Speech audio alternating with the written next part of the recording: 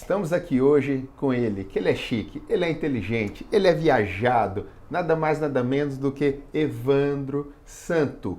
Evandro, muito obrigado pela sua presença ilustre aqui, fico muito feliz em te receber aqui e vamos contar um pouquinho de história, vamos falar um pouquinho da sua vida e das suas experiências. Olha, o que eu mais gosto é quando a pessoa fala Evandro Santo. Outro dia eu fui entrevistado na estreia da minha peça por um repórter, Evandro Santos.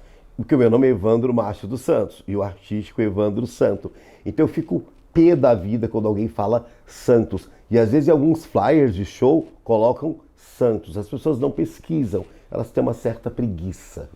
Tanto é que tem a peça Eu Nunca Fui Evandro Nunca Fui Santo. Santo. Que na verdade, para você ter algum tipo de santidade, você tem que conhecer os pecados.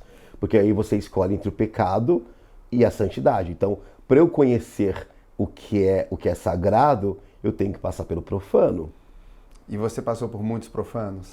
Passei. Quer contar um pouquinho? Vamos saber um pouquinho dos seus profanos e... O que você considera profano? Então, vamos segurar um pouquinho. Vamos voltar um pouquinho. Antes de você se tornar a pessoa relevante e conhecida que você é, quando foi esse ponto de virada para falar eu quero ser artista? Foi lá na infância? Ou isso foi se evoluindo depois? Eu era uma criança muito inquieta, né? E não tinha esse termo hiperativo em 85. Aí um dia eu tinha acabado de fazer faxina na minha casa, em Uberaba, já morava com a minha mãe, e eu era viciado em assistir FMTV na televisão, gostava de clipes. E aí eu gostava, por acaso, da Cyndi Lauper. Aí, de repente, passou um clipe e eu falei pra minha tia Valéria, falei, nossa, a Cyndi Lauper de novo? Ela falou assim, não, essa é a Madonna. E era o clipe de Like a Virgin, eu tinha 10 anos. Aquilo mexeu muito com o meu imaginário. Ali eu comecei a pesquisar, né? Em 85, Madonna. Então comecei a procurar matérias da Veja e tal. E aí a Madonna, a primeira inspiração, né, nisso era fazer balé, né?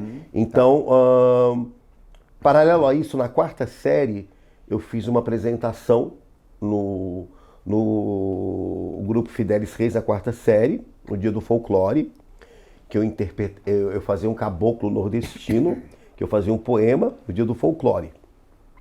Aquilo mexeu muito comigo. E dali também, no mesmo dia, eu inventei também fazer uma apresentação de Umbanda, de Iemanjá, porque eu fui criado na Umbanda. E ali foi meu primeiro palco na Escola Fidelis Reis. E eu comecei a fazer balé escondido. E aí a Madonna se transformou numa grande referência. Por exemplo, ela lança o clipe de Express Yourself. Eu me inspirei no expressionismo alemão no filme Metrópolis, de Fritz Lang. Eu falei, o que é isso? Eu tinha que ir na biblioteca. Eu paquerava muito na biblioteca. Eu transava no banheiro da biblioteca, achava um lugar sexy. Em Belo Horizonte ou Uberaba? Não, em Uberaba. Uberaba. Então a biblioteca sempre foi muito sexy para mim. Então ali eu pegava livros para eu ler. Comecei a ler com 5 anos. Então eu comecei a ler desde gibis.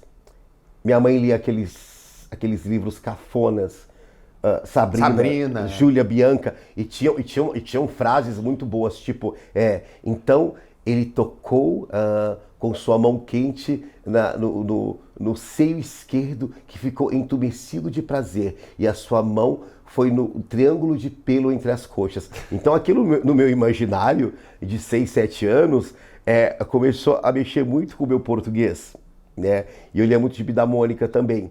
Dali eu parti muito para Sidney Sheldon e Harold Robbins, devorei a coleção Vagalume. Eu me achava o máximo com 11 anos lendo Christiane F., 13 anos Drogada de Prostituída. E aí com 10 anos eu comecei a fazer isso. Na quinta série eu comecei a fazer teatro na escola. Eu era uma criança gay, muito gay, mas muito gay. E sempre assim, me zoavam muito e faziam bullying e me cantavam muito. E isso me irritava profundamente, até um dia que o menino que sempre me provocava, eu peguei ele, né, estavam em 3, eu peguei ele pela cabeça, tinha esses muros chapiscados, soquei a cabeça dele, comecei a ralar. Nossa, o viado tá louco. Eu falei assim, sou gay sim. Quem vai me comer? Ali eu assumi. E aí eu comecei a frequentar a escola de balé, Estúdio Baila. Que idade você tinha? Já tinha 12, me assumi com 12 anos. Então eu queria fazer balé como a Madonna fazia balé. E aí eu fiz Estúdio Baila, Bete Dorsa, foi a primeira expressão artística. E também escrevia peças na escola. Então, Dia da Árvore, eu fazia uma peça, Dia do Índio. E teve uma vez que eu fiz do Dia da Árvore, e assim, eu escrevia, eu ensaiava, eu escolhia as atrizes e tal. Tinha uma orientadora na Escola Municipal Boa Vista, na 5ª série, Dona Valtemira. E eu estudava de manhã, porque eu tinha que trabalhar à tarde, e ela pediu para eu me apresentar no período vespertino e também noturno. Então eu começava a me apresentar nas escolas, né? Na escola em todos os lugares. Ela chegou para mim e falou assim, Evandro Márcio, você sabe que você não vai ficar em Uberaba.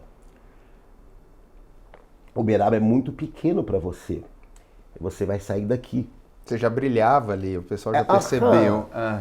Você é artista, você não vai ficar aqui.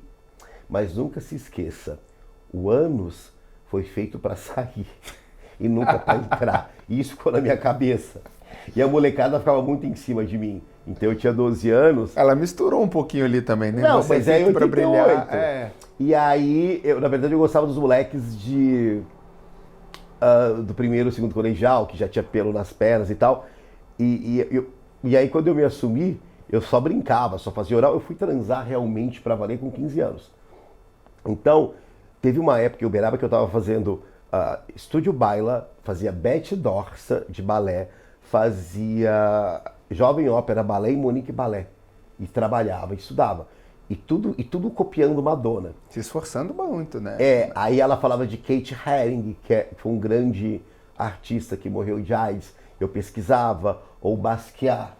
Então eu comecei a gostar de tudo isso. Então eu fui me educando. Então ela falou do livro O Apanhador no Campo de Centeio. Maravilhoso. Fui atrás do livro, li. Então foi a primeira vez que eu ouvi falar de... É que eu não sei pronunciar o nome daquela artista plástica lésbica, Tamara de Lempicua, que ela faz... É uma coisa parecida com o Botero, só que são grandes mulheres. Então foi uma grande influência. Por exemplo, na turnê Blonde Ambition. Eu me inspirei no Cabaré de Liza Minnelli. Fui na locadora. Eu me inspirei em Laranja Mecânica, do Kubrick. Fui atrás de Kubrick. Então essa cultura, eu fui super absorvendo tudo isso. Né? Então eu comecei a misturar, a fazer teatro na escola e fazer balé. Então era uma sexualidade muito efervescente. E incrivelmente eu era um adolescente careta. Então eu não bebia, não fumava maconha, não cheirava loló. Minha questão era fazer balé, era trabalhar, fazer dinheiro e transar no mato. Minha preocupação era essa. No mato.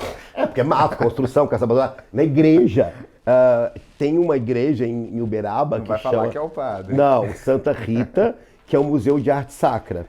Então, olha só que fantasia realizada. E lá ficavam guardas militares tomando conta. Né? E na época eu estava trabalhando no Din Don Don Bar, e um dia eu estava voltando de bicicleta 1 da manhã, o guarda me paquerou, olhou, e transamos na igreja, eu no guarda. Então, quer dizer, imagina você pegar um policial, transamos numa igreja, que também é um museu de arte sacra, e também outra vez, dessa vez igreja, num outro guarda de dia também. Então, existe alguma coisa em mim que era muito inquieta. O fato de eu ter tirado a roupa no 7 de setembro, desfilado de sunga de tigre, porque eu desfilava todo ano. Aí teve um ano que eu falei assim, eu não vou desfilar porque eu não tenho destaque. E aí, eu nunca me esqueço, foi num domingo, e era na Avenida Leopoldino de Oliveira. Eu tive uma ideia, e tava até tocando tava tocando a música do Roupa Nova, Amanheci Sozinho. Falei, tive uma ideia. Desci na concentração, falei com o professor Paulo, que Deus o tenha, de Educação Física, falei assim, tive uma ideia, vou desfilar no Bloco dos Esportes. Evandro, não tem como, as bolas foram já distribuídas e tal, eu vou desfilar representando a natação da escola, mas não tem piscina na escola, mas vai ter agora. Agora tem. Eu vou tirar a roupa e vou desfilar de sunga. Ele falou, duvido. Eu falei, duvido. Eu falei, duvido. Eu peguei, arranquei minha roupa, tinha uma sunguinha de tigre, e fiquei ali. Ninguém acreditou que eu ia fazer isso. Como eu era a única pessoa de sunga no 7 de setembro, obviamente eu me senti um destaque. Acho que foi a primeira parada gay da vida. E foi, né? Acho que sim. E aí, imagina você, com 12 anos, fazer isso. Então, começou o desfile. Eu era magro, e as pessoas, Mogli, viado. E quando eu passei em frente o palanque da prefeitura, do prefeito Wagner do Nascimento, ele fez assim, meu Deus. E minha mãe só assim, você vai apanhar. Aquilo me deu uma sensação de poder. Só que eu não havia calculado que eu tinha que desfilar e voltar toda a avenida para pegar minha roupa e a molecada atrás de mim. E ali acho que foi o primeiro grito de liberdade, de ser artista, ou o que eles chamam de índigo, alguma coisa assim.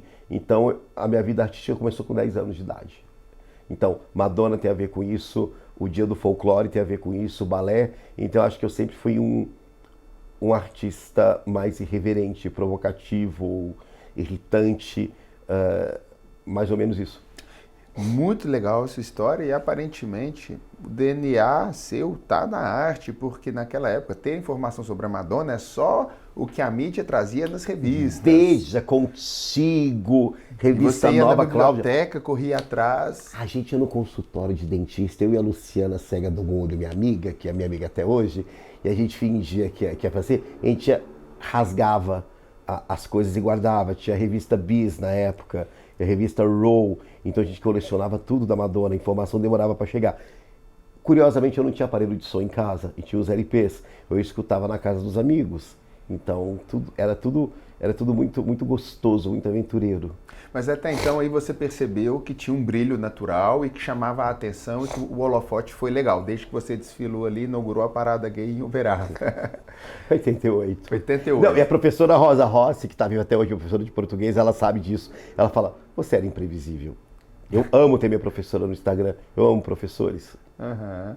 E aí, olha que curioso, a partir do momento que você com 12 vai atrás de tudo isso, você foi contra todo mundo, que até então você sofreu bullying, a professora falava, não faça isso, e você foi atrás e foi conquistando. Quando foi que você percebeu que ali ficou pequeno? Lembra que ela te disse, aqui é pequeno para você? Quando foi que você percebeu que ali ficou pequeno e mudou de... A professora Rosa Rossi, ela me incentivava muito, era muito boa em redação. Então eu tinha uma professora porque naquela época você tinha álgebra, geometria, português, literatura, geografia, história, OSPB, educação moral e cívica, biologia, e química e física vinham depois, educação física. Então a professora Maria Leocádia, eu nunca me esqueço do bordão dela, boa tarde, quinta E, Evandro, calha a boca. Então ela me dava os livros, eu lia em 2 minutos, mas eu já li isso. Tipo, Forró da Tiolinda, Rita está acesa, eu estava à frente, eu estava lendo o Mistério de 5 Estrelas, o caso da borboleta tíria, que eu gosto. Então era difícil, eu era devorador de biblioteca.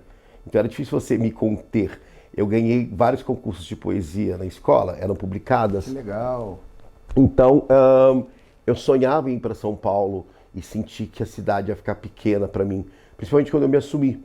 E eu fiz uma turma de amigos muito legais, que é engraçado que eram guetos, né? A Márcia era negra, a Naeve negro, Hélida negra, o Ricardo gay, e eles eram mais velhos que eu. Eu estava na 6ª série, 5ª, eles estavam na 8ª. Então a gente passava o intervalo, o recreio, comentando sobre Tears for Fears, Echo and the Bunnymen, Madonna e aquela coisa toda. Então era muito importante pra gente estudar, trabalhar, porque éramos adolescentes pobres. Então um dia a Márcia falou assim, Evandro, por que você dá bola pros moleques? Você é o único menino da sua sala que trabalha, que paga as contas, você é inteligente, caga pra essa gente. Então no me assumir também como gay, ali também eu me assumi como um cidadão. E essa turma não fumava maconha e tal. Essa turma queria vencer. Então talvez por isso eu demorei muito tempo para usar qualquer coisa, qualquer substância química. Então essas pessoas me inspiraram muito. A Márcia já era feminista, numa época que não se falava sobre isso. E quando foi que você veio para São Paulo?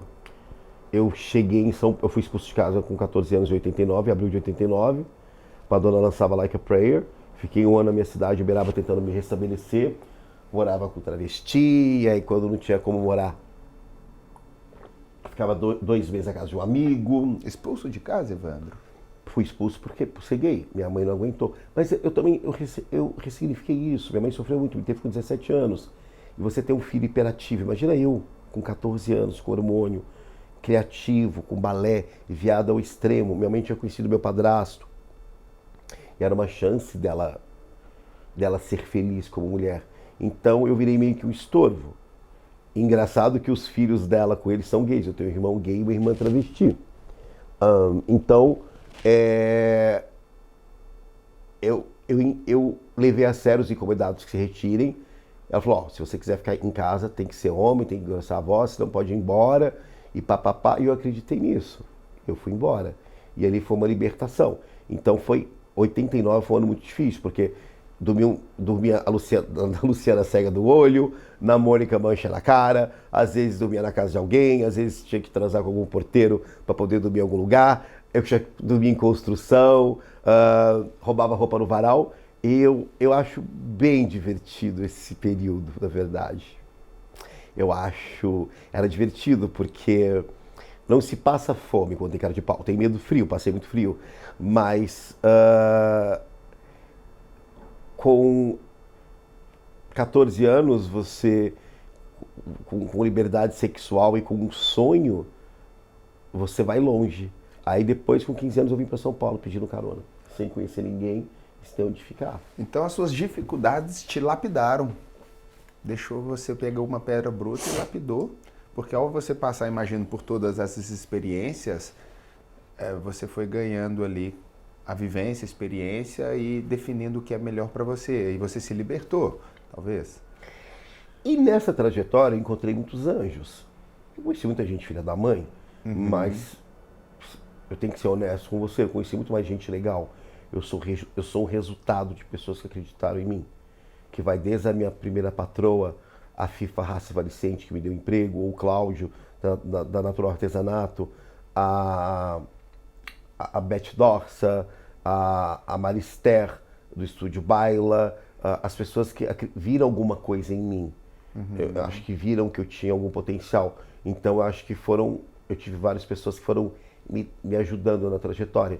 Então eu sou o resultado de pessoas que acreditaram em mim. Quando você percebeu que você já não era mais um anônimo? Quando foi que o sucesso começou a bater a sua porta? Aos 10 anos. Mídia?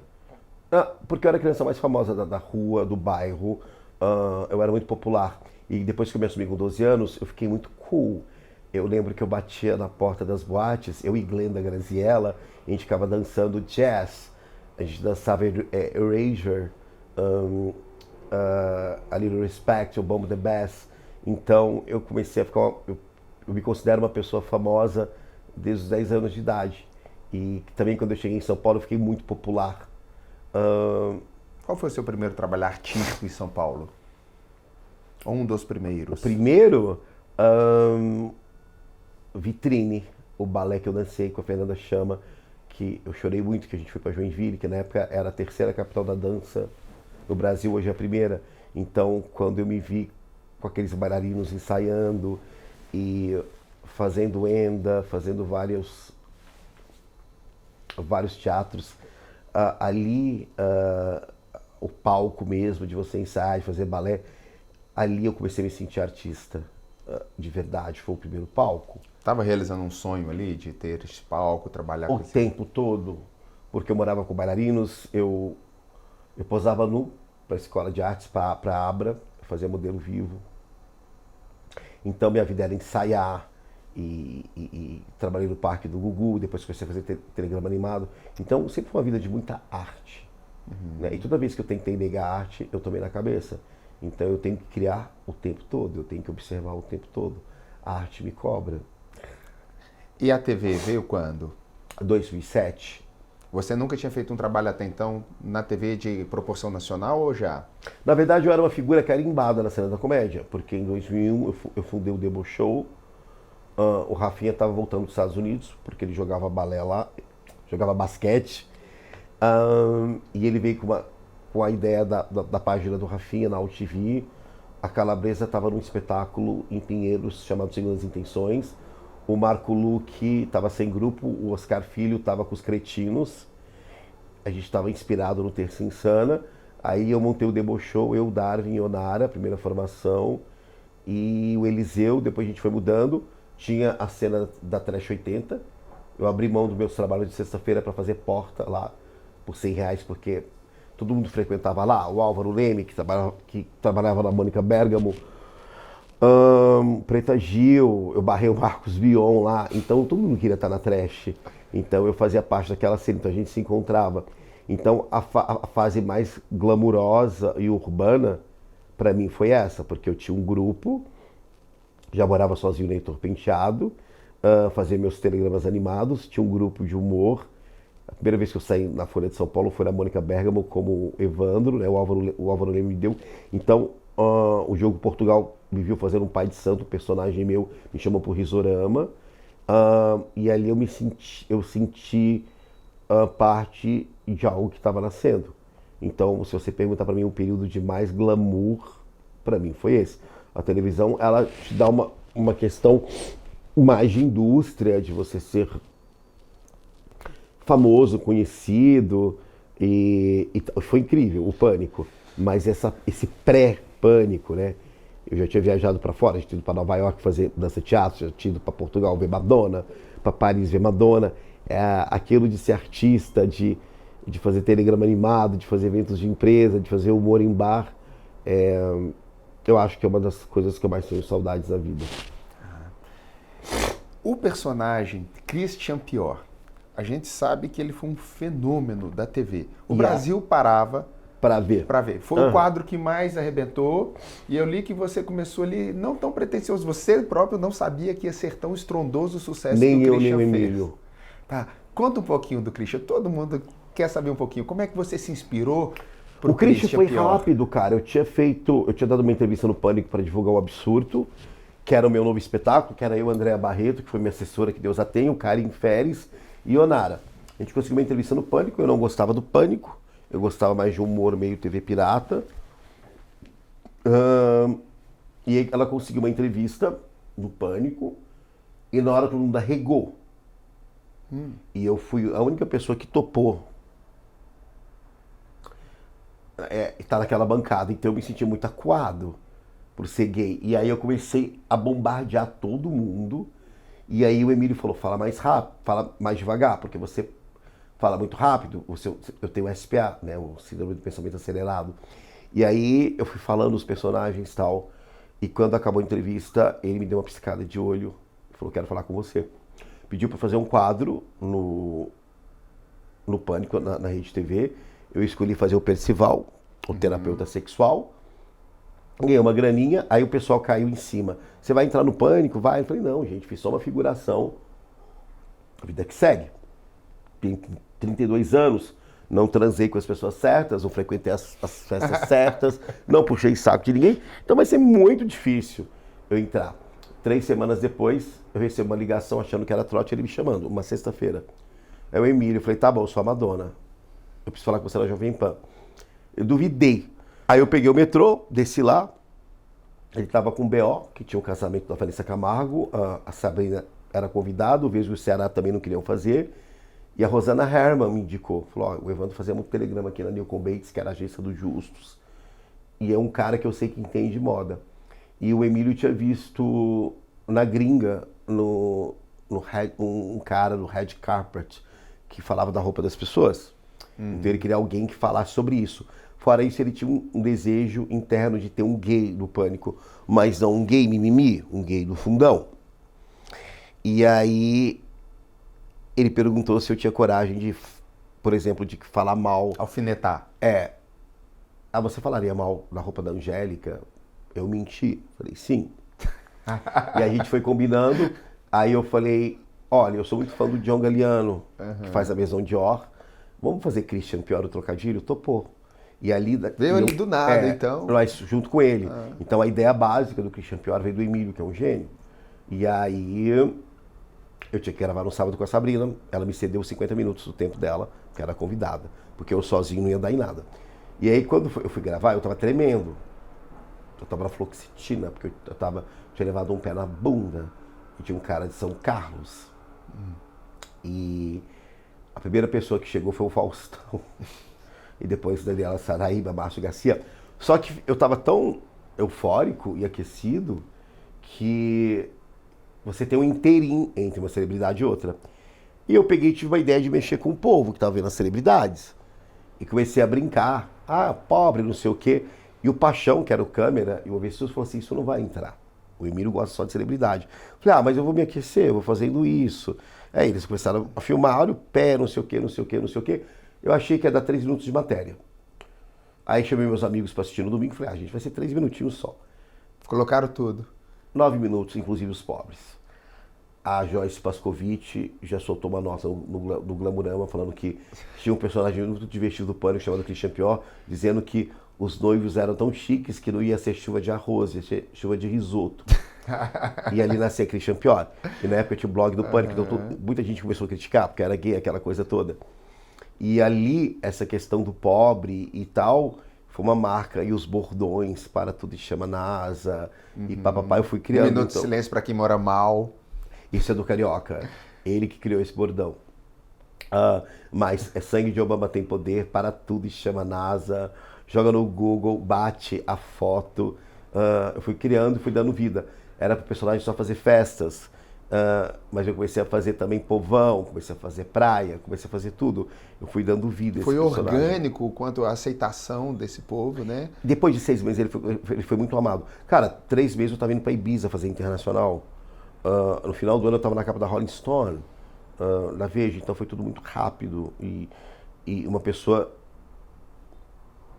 sem um vínculo familiar forte, eu segurei muito bem a onda, mas era muita coisa, namorado, gente, dinheiro chegando, dinheiro entrando, comprei um apartamento de 6 meses, e meu deslumbre foi levar amigos para Europa.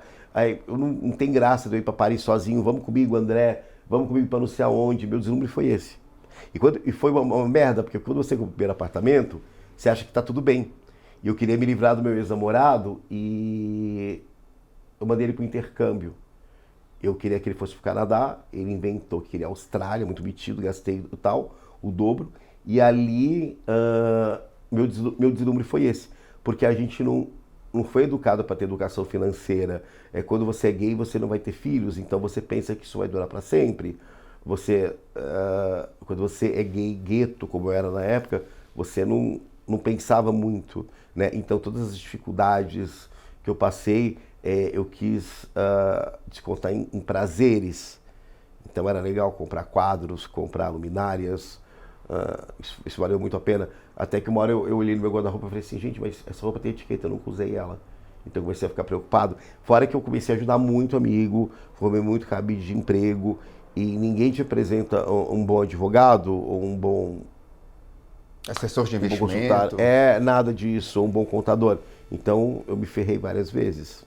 Quando você tornou-se ali uma projeção nacional, paralelamente a isso, houve críticas diretas a você ou ao seu trabalho, pessoas que foram contra, assim, talvez inveja ou... Sim, falavam que eu era um serviço para a comunidade gay, porque eu fazia um gay efeminado, e hoje os gays são mais afrontosos.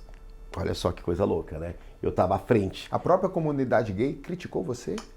Sim, eu nunca trabalhei muito para gay, na verdade. Sempre meu público foi mais hétero. Meus eventos eram para héteros. Eu fiz poucas coisas gays. A minha plateia sempre foi mais heterossexual. Eu sempre me dei muito bem com hétero. Eu nunca achei que héteros me devem alguma coisa. Porque eu acho que inconscientemente eu quis ser mais interessante ou mais inteligente do que ser gay. Então eu sempre misturei muita gente do meu lado. Então eu fiz pouquíssimos eventos gays. Eu fiz muito mais eventos héteros, corporativos e tal. Escrevi 3 anos de graça para a G Magazine. Ajudei muita gente. Eu conheço realmente a realidade gay.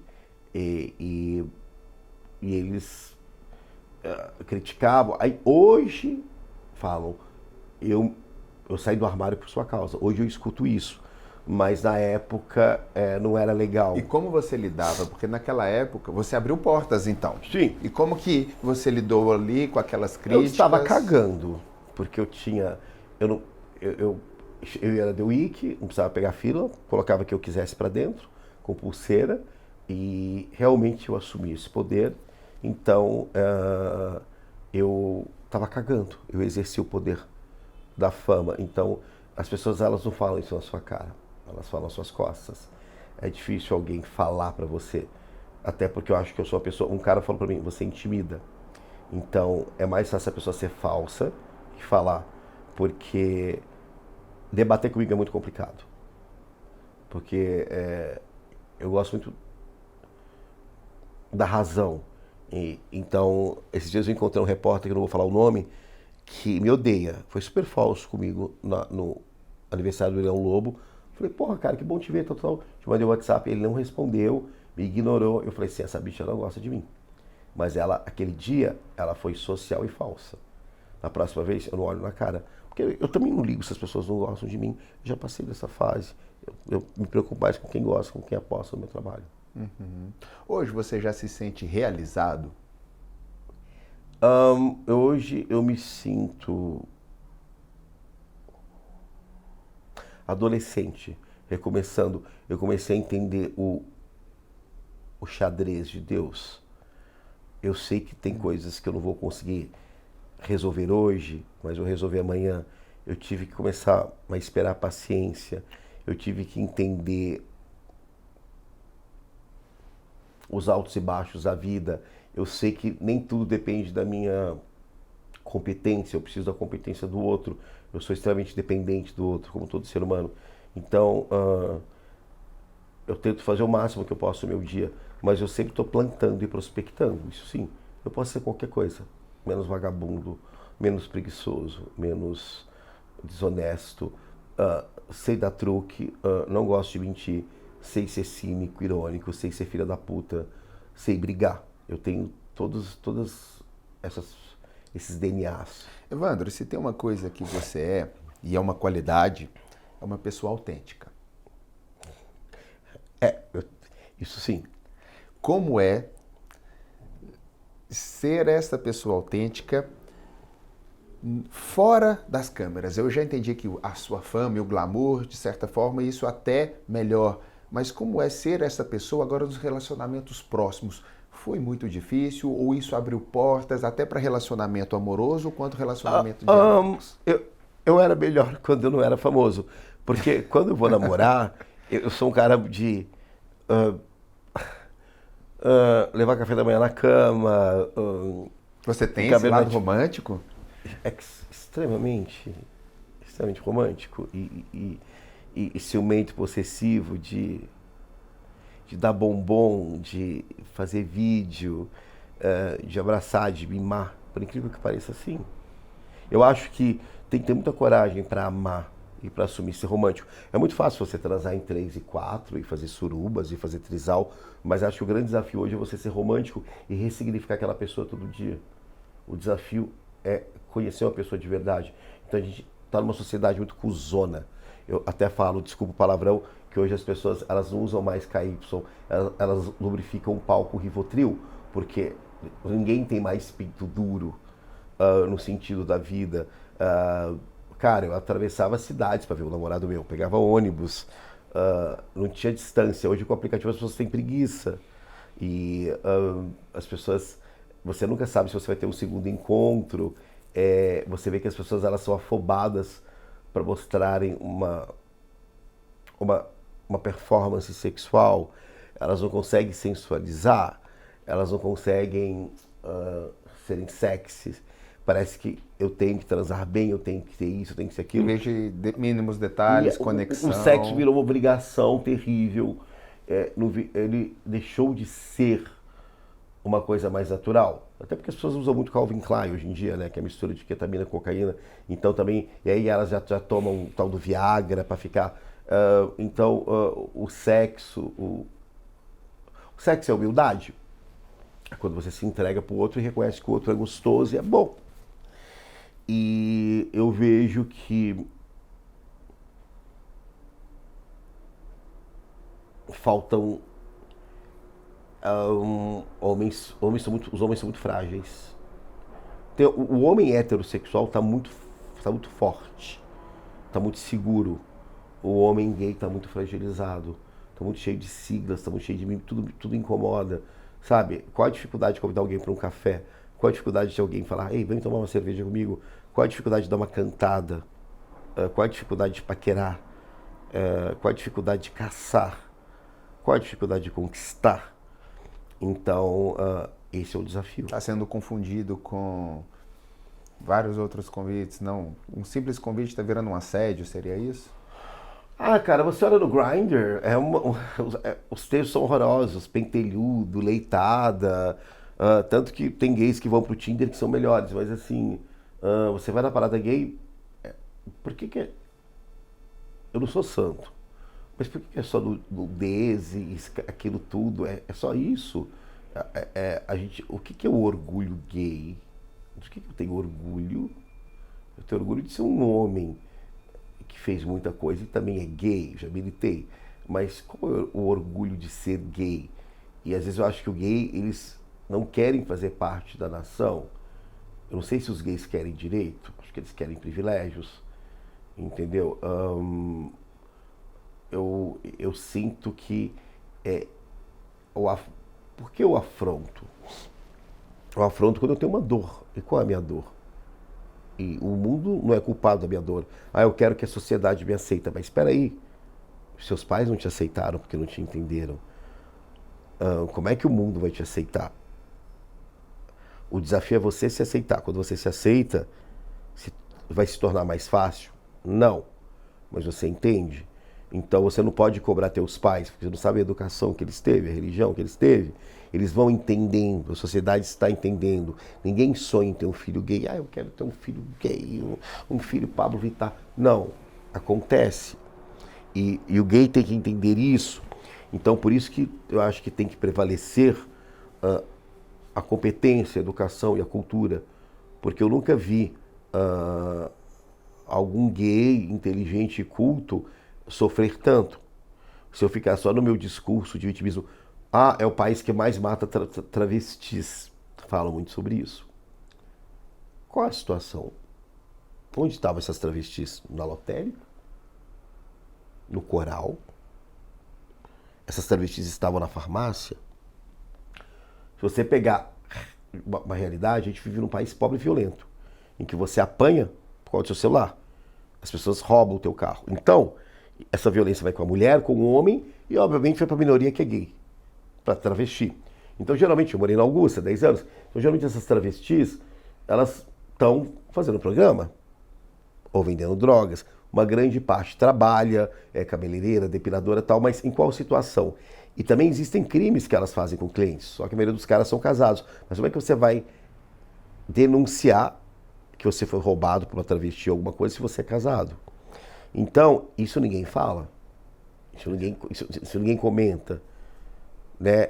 Então tem o CRD ali, que eu comecei a falar com eles e ajudar, tem cesta básica, tem tudo ali, elas ajudam com empregos e tudo.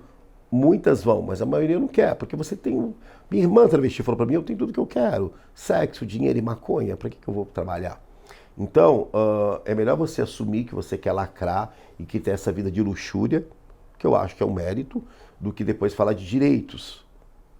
E quais são os deveres do gay? Qual é o meu dever como gay? Respeitar o hétero, não dar em cima do hétero. Qual o dever do negro? Não ter preconceito do branco, porque eu não tenho culpa de ter nascido branco ou negro, ou rico ou pobre. Qual é o meu dever como cidadão?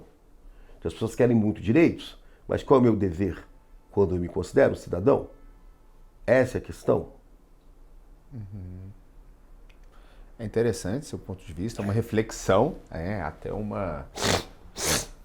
dá para escrever um livro sobre essa Mano, desculpa, vamos falar aí, Bolsonaro. O último presidente que a gente teve foi o FHC e o Serra, que trouxeram o retroviral pro Brasil, de graça, que hoje é o PrEP. Ninguém lembra mais da Marta Suplicy. Temos figuras, eu apoiei o Dávila, entendeu? Mas assim, o que o gay quer? O gay se fez por gay. Stonewall, os caras meteram a mão na cara dos policiais em Nova York e aconteceu a parada gay. O que os gays querem? Que um presidente faça coraçãozinho? E se o cara não gosta de gay, é direito dele. Eu prefiro 1000 vezes um cara que fala não gosta de gay do que alguém que finge que gosta e te fode por trás. Eu preciso de uma aprovação de um presidente para eu ser gay? Eu preciso de uma aprovação de um político para eu ser quem eu sou? Não precisa. Por exemplo, a gente pegou o governo Bolsonaro aí, teve pandemia e tal. Cara, eu nunca vi tanto gay no TikTok fazendo live, se exibindo, tanta transex fazendo transição de gênero, todo mundo continua andando de mão dada na frecaneca. O que aconteceu? Ó, hoje gay pode adotar crianças, ele pode casar, ele pode ter filhos. O que mais quer? O que mais direitos? O que mais queremos? Eu sei dizer porque eu tenho 48 anos, eu sei como foi há 30 anos atrás, está bem melhor. Apanha-se, tem homofobia, tem, mas tem menos. Hoje você fala, o que querem? Respeito. Mas você quer andar de mão dada? Sim. Mas às vezes você vê beijando, eu nem vejo casal se beijando loucamente na boca. Não precisa disso. Para que afrontar? Para que mudar o português? Que merda é essa? Advogate. Mas se você não muda de sexo, por que você não é ela? Não é advogado? Por que você tem que inventar a porra de uma coisa? E vão dando voz a isso, e daqui a pouco a minoria está dominando. Outro dia eu vi o Pablo Vittar na capa da revista Cláudia. A revista Cláudia é uma revista feminina, de mãe. O Pablo Vittar na capa de uma Vogue é ótimo, porque é fashion. Mas na Cláudia, que é uma revista de uma mulher que trabalha, eu não estou entendendo mais nada. Então, assim, vão empurrando a goela abaixo. E as pessoas não vão refletindo. Eu falo muito isso no meu espetáculo, no Evandro, Nunca Fui Santo. Porque, sem perceber, estão desvalorizando a mulher. Porque parece que é fácil virar mulher ou ser mulher. E não é. Eu não menstruo, eu não sei o que é TPM, eu não sei o que é depressão pós-parto. Então, assim, você pode ser o terceiro gênero, sim, você pode usar o banheiro feminino, mas não banalize ser mulher. Você não sabe o que é ser mulher. Você não sabe o que é a dor do parto, você não sabe o que é amamentar, você não sabe. Você pode ser feminino e tudo, mas se a gente for pensar, é até uma forma de machismo. Tão fácil ser mulher. É só assumir a identidade. Eu tiro meu pinto, põe uma roupa, eu sou mulher. Não, você não é. É uma reflexão. Você não vai ter um filho, você não vai parir. Eu aceito que você seja fêmea. Você pode ser fêmea na cama. Você pode ser um cara que pode usar calcinha, cinta liga, fazer a feminina. Você pode trabalhar sua ânima. Imagino que devem estar te jogando pedras quando você traz esse discurso. Não, mas é impossível. Mas assim, sou mulher, por exemplo. Eu conheci a Marcela Monteiro lá no CRD. Nossa, uma trans finíssima, fala bem. Aquilo dá orgulho. Mas, cara, não é porque você põe um peito e você é uma transex, você é uma travesti. E agora eu achava que transex tinha que fazer a transição tinha que tirar o pinto, não. Agora, se eu acho que eu sou transex, eu sou. Peraí, banalizamos tudo. Você desvaloriza a mulher, isso é um machismo. Mais uma vez, é um machismo inverso. Não é tão fácil ser mulher. Você desvaloriza a mulher. Essa é a minha opinião. Interessantíssimo o seu ponto de vista. Interessantíssimo. Ninguém pensou sobre isso? Claro que eu também já pensei, tenho os meus conceitos, tenho as minhas opiniões, né, a respeito disso. Eu sempre falo que hoje o mundo ele é muito dodói. O mundo não... Nossa. Baixa tolerância à frustração. As pessoas não são criadas para aceitar a realidade. Eles querem que a realidade se molde a eles. Em todas as áreas. Desde mudança ortográfica, né, até opinião política, opinião de roupa. As pessoas querem que você aceite coisas que te incomodam porque isso é uma liberdade delas, né? As pessoas se doem muito com isso e o problema é que isso está ganhando uma grande proporção. Então a gente muitas vezes tem que se lapidar para que aquilo não vire proporções maiores. Por exemplo, outro dia veio uma mulher para mim. Eu, como mulher e negra e pobre, eu falei assim, você não precisa falar que você é negra, eu tô vendo. Você não é albina, amor. Você não é ruiva. Eu tô vendo que você é mulher. E pobre tá na cara pela sua dentição. Tá, fora isso, o que mais você quer me falar? Quem é a tua pessoa? Entendeu? Eu gay, bastardo, filho de mãe solteira. Para! Eu não quero ser vítima. Eu quero ser herói. Não quero ser fragilizado. Entendeu? Já foi, eu não sou mais aquela bichinha de Uberaba. Eu não sou mais aquele cara frágil. Eu não sou aquele cara que foi mais internado, eu também fui esse cara. Eu não quero ser esse cara. Eu quero ser o cara que pensa, vou ficar nesse discurso. Eu acho que é muito válido lutar por dignidade, respeito, Sim. E isso é berço. A partir do momento que as crianças de hoje são educadas que existe sim gêneros, existe homossexualidade e que isso não torna 1% a menos do que qualquer outra pessoa, é o discurso do Martin Luther King adaptado. Eu tenho um sonho, que minhas filhas sejam julgadas pelo caráter e não pela cor da pele. Pela inteligência. E isso sim, eu quero que tanto o negro, a gorda, o gay, seja tratado pelo caráter e pelo comportamento e não pelo sobrepeso ou pela cor. É isso. Se você elimina da pessoa a ideia de que ela é menos por causa de algum atributo, você venceu. Como é que o Obama chegou lá? Como é que a Oprah chegou lá? Como é que a Ellen DeGeneres chegou lá? Como é que o Faustão chegou lá sendo gordo? Como é que a Fabiana Carla chegou lá? Porque essas pessoas, elas têm mérito. Elas foram além.